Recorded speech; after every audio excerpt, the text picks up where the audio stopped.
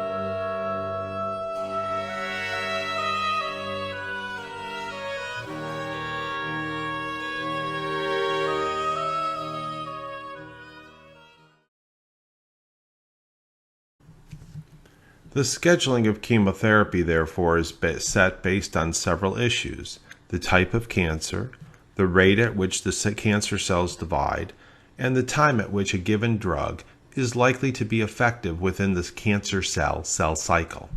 And that's why chemotherapy is typically given in cycles. Cycles are simply another name for treatments, which are separated by time intervals. During that time interval, the cancer cells die while the normal cells have time to heal. When the healing of the normal cells is not complete, side effects occur. The normal cells most commonly affected by chemotherapy include blood cells, the lining of the stomach and the colon, and hair follicles. This accounts for common side effects, which include low blood counts, mouth sores, nausea, and hair loss. How Velcade works. Velcade targets a unique target called the proteasome, which acts to break down proteins in healthy and cancerous cells. When proteasome activity is blocked, proteins in the cells accumulate. This accumulation causes cells to stop dividing and ultimately die. Cancer cells, due to their rapid growth, are most susceptible to this process. Now we're going to show a brief video showing the proteasome in action. Healthy cells recycle proteins which do not allow harmful proteins to accumulate. This is done by a process called ubiquination, which marks unwanted proteins for destruction.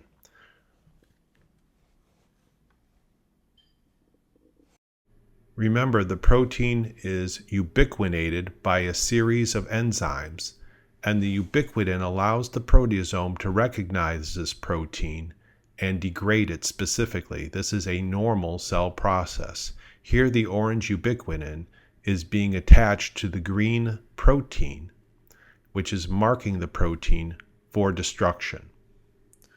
Several ubiquitins are placed on the protein, called polyubiquination, which makes it more easily recognized by the proteasome. This polyubiquination is the death knell for the protein, and once again marks it for destruction by the proteasome. The proteasome is the structure which is specifically inhibited by Velcade. This is a normal cell process, and the turnover of proteins should normally occur. When this is blocked by Velcade, the cancer cells dies.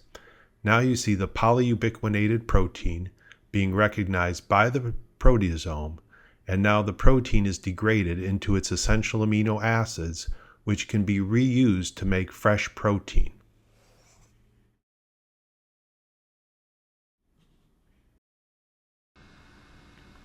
Now let's review the Velcade schedule. Velcade is a drug given through the vein intravenously, or often it is instead given subcutaneously, that is, under the skin. Your schedule may vary depending on your diagnosis and previous treatment. Often treatment is given twice a week in week 1 and 2, followed by a 10-day rest period. In later treatments, therapy is often delivered once weekly in week 1 and 2, followed by a 13-day rest period. Here we show these schedules on a graph. So in the first schedule, you'll receive Velcade on day 1, 4, 8, and 11, and the cycle is repeated every 21 days. Alternatively, you may receive treatment on day 1 and day 8, have day 15 off, and repeat this cycle every 21 days. Now let's review some common side effects with this medication. Most importantly, remember every person's reaction to chemotherapy is different. Some people have very few side effects, while others may experience more. The side effects described here won't affect everyone who has Velcade chemotherapy. Constipation or diarrhea can occur. Constipation is more common and can be treated with medications such as Miralax as well as changes in diet. Diarrhea, however, can also occur somewhat frequently with this drug.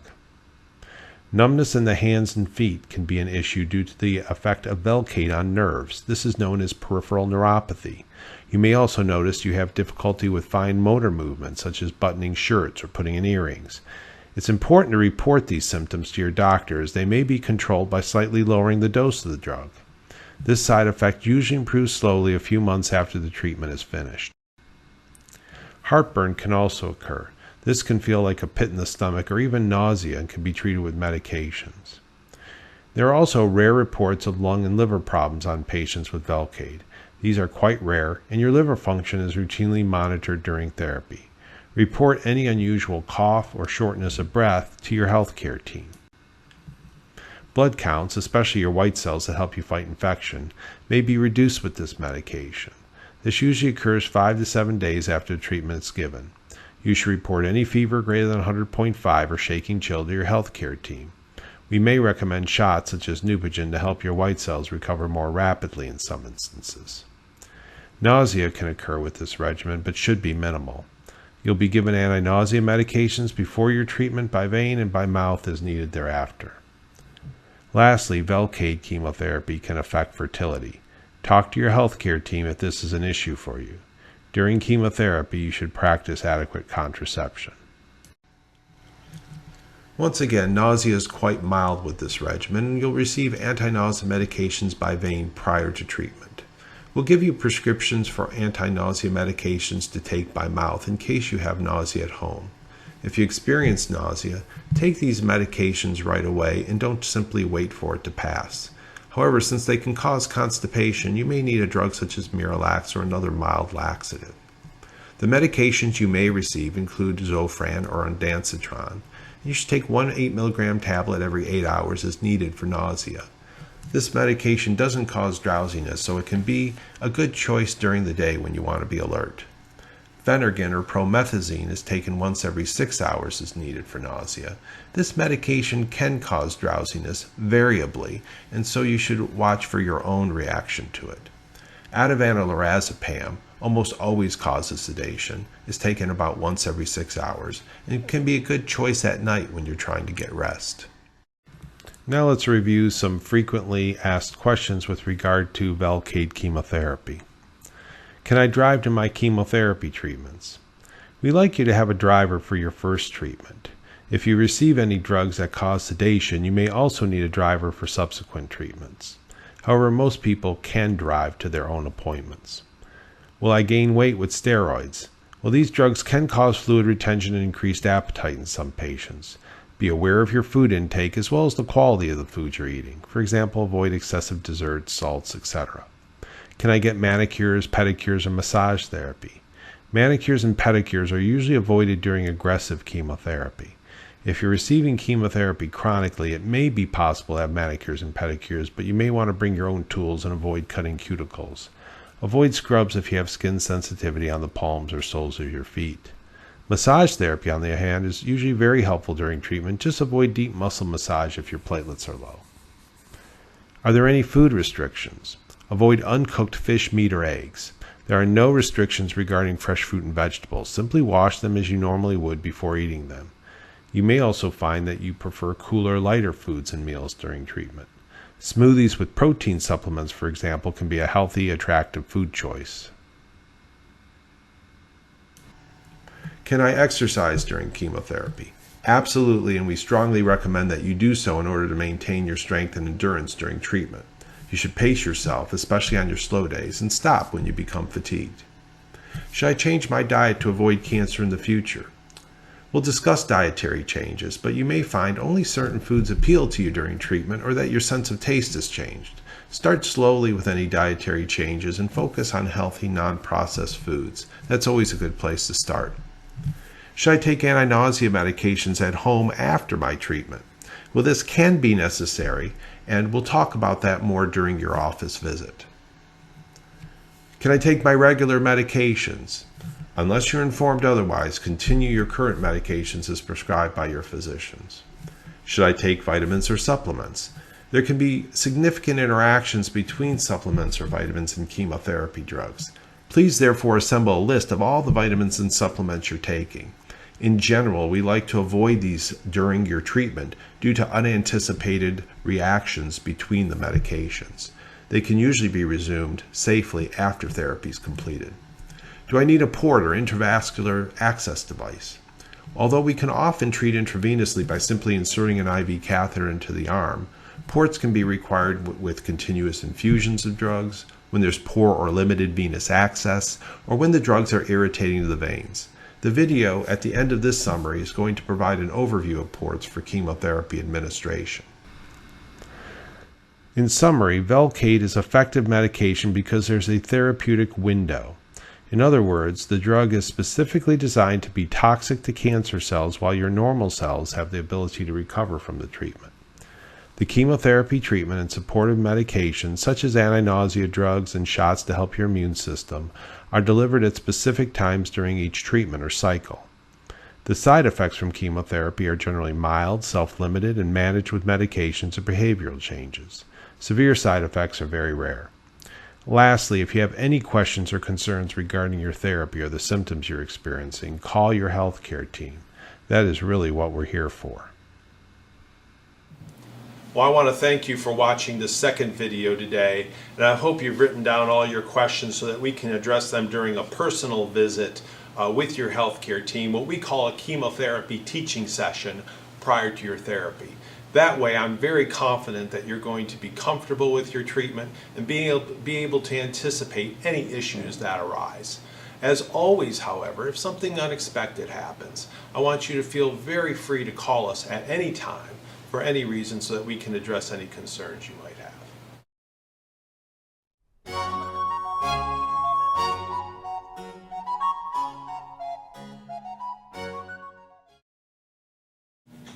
My friend and colleague, Dr. Eric Wang, is now going to briefly discuss the use of venous access devices, or portacaths as we sometimes call them, in the use of chemotherapy.